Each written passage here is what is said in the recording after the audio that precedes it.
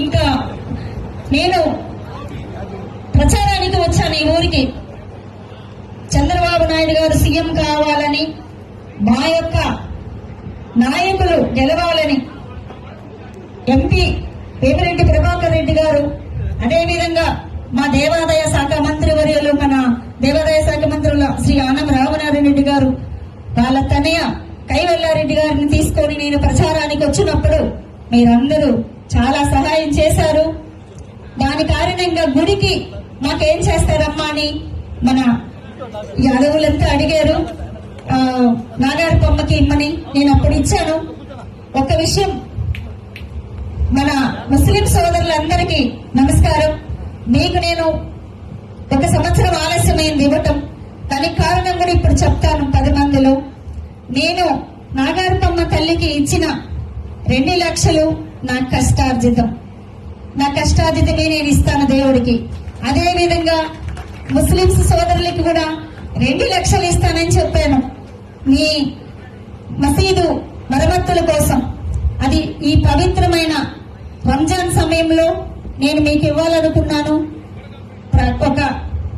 ఆ రోజు జనవరి 1 రోజు మీకు ఇవ్వాలనుకున్నాను. ఆ రోజు కుదరలేదు.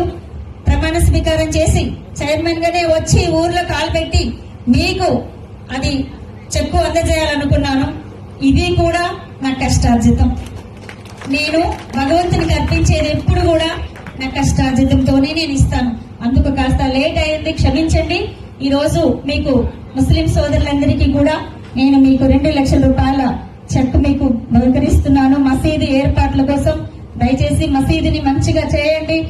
మీరు హిందూ ముస్లిం బాబాయ్ అన్నట్టు మీరున్న ఈ కొన్ని కుటుంబాలు కూడా మాతో కలిసిపోయి ఉన్నారు. ముస్లిం సోదరులందరికీ కూడా రంజాన్ శుభాకాంక్షలు తెలియజేసుకుంటున్నాను. అదేవిధంగా మన కృష్ణుడి గుడికి నా తమ్ముడైన రామకృష్ణ ఏదో అడిగారు, ఏదైనా నువ్వు చేయాలక్క కృష్ణుడి గుడికని. నా ప్రాణప్రదమైన కృష్ణుడి కోసం మీరేం చెప్పినా నేను చేస్తా. ఖచ్చితంగా గుడికి ఏం కావాలో చేస్తా. ఊరికి ఏదైనా ఉపకారం అంటే అది మన పెద్దలు నాకు గన తెలియజేస్తే ఖచ్చితంగా వారి ఆధ్వర్యంలో ఆ పని కూడా చేసి పెడతాం. ఈ విధంగా నేను శాంతి కుమారి అంటే కంపసముద్రం బిడ్డ అనిపించుకుంటే చాలు, ఇంకేమొద్దు. ఎందుకంటే నా తల్లిదండ్రులు లేరు ఈ రోజు, కానీ వాళ్ళ కూతురుగా నేను ఇక్కడ ఈ ఊరిలో నడయాడాను కాబట్టి, ఈ మట్టి మీద తిరిగాను కాబట్టి ఈ మట్టి అంటే నాకు ప్రేమ. ఈ ఊరికి వస్తే అమ్మ నాన్న దగ్గరికి వచ్చినట్టుంది. మిమ్మల్ని అందరినీ చూస్తుంటే మా నాన్నగారు అమ్మ గుర్తొస్తున్నారు. పేరున మా నాన్న మీ అందరి గురించి చెప్పేవారు. అలాంటి స్వర్గీయ స్వయంపాకల గోపాలకృష్ణయ్య గారి పేరుతో ఊరికి సంబంధించి ఏదో ఒకటి చాలనుకున్నది గ్రామ పెద్దలను అడిగి చేస్తాను.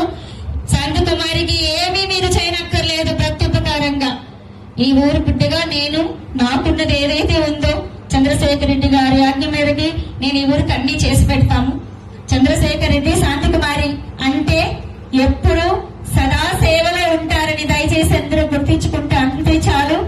సమయం మించిపోయింది, భోజనం టైం అయింది.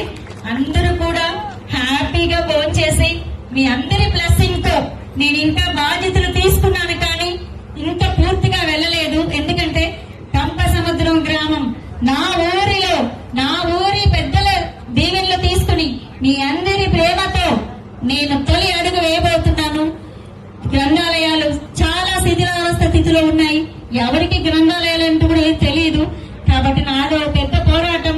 మొట్టమొదటగా ముందు నా ఊరిని సందర్శించి వెళ్లాలని నిర్ణయించుకొని ఈ ఊరికి వచ్చాను. మీ అందరి ఆదరణ అభిమానానికి మరొక్కసారి మీ అందరికీ హృదయపూర్వకంగా గ్రామ పెద్దలకి, అక్కలకి, చెల్లెలకి అందరికి కూడా మనస్ఫూర్తిగా నమస్కరిస్తూ నన్ను ఇంతవరకు సహకరించి తీసుకొచ్చిన నా భర్త మేకపాటి చంద్రశేఖర్ రెడ్డి గారికి మనసా వాచా కర్మణ ఆయన పాదాలకి మీ అందరి సాక్షిగా నమస్కరిస్తూ సెలవు తీసుకుంటున్నాను.